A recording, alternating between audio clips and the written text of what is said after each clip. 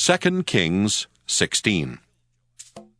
In the 17th year of Pekah son of Remaliah, King Ahaz son of Jotham of Judah began to reign. Ahaz was 20 years old when he began to reign. He reigned 16 years in Jerusalem. He did not do what was right in the sight of the Lord his God, as his ancestor David had done, but he walked in the way of the kings of Israel.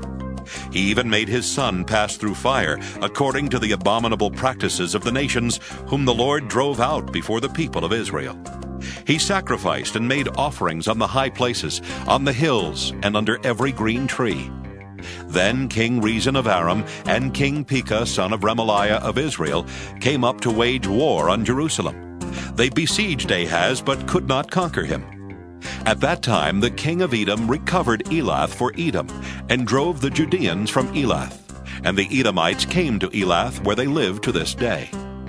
Ahaz sent messengers to King Tiglath-Pileser of Assyria, saying, I am your servant and your son. Come up and rescue me from the hand of the king of Aram and from the hand of the king of Israel, who are attacking me. Ahaz also took the silver and gold found in the house of the Lord and in the treasures of the king's house, and sent a present to the king of Assyria. The king of Assyria listened to him. The king of Assyria marched up against Damascus and took it, carrying its people captive to Kir. Then he killed Rezin. When King Ahaz went to Damascus to meet King Tiglath-Pileser of Assyria, he saw the altar that was at Damascus. King Ahaz sent to the priest Uriah a model of the altar, and its pattern exact in all its details.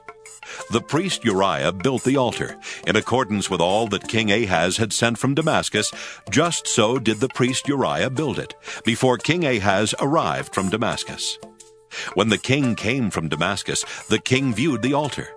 Then the king drew near to the altar, went up on it, and offered his burnt offering and his grain offering, poured his drink offering, and dashed the blood of his offerings of well-being against the altar.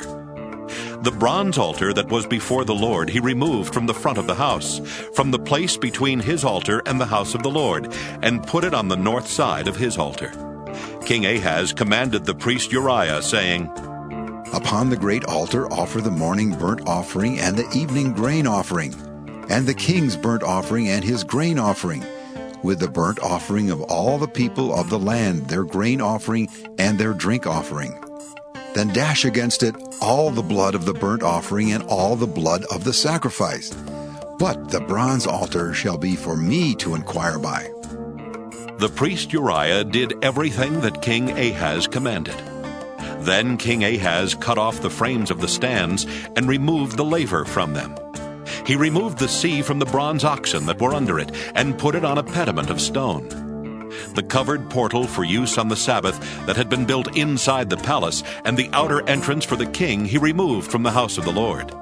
He did this because of the king of Assyria. Now the rest of the acts of Ahaz that he did, are they not written in the book of the annals of the kings of Judah? Ahaz slept with his ancestors and was buried with his ancestors in the city of David. His son Hezekiah succeeded him.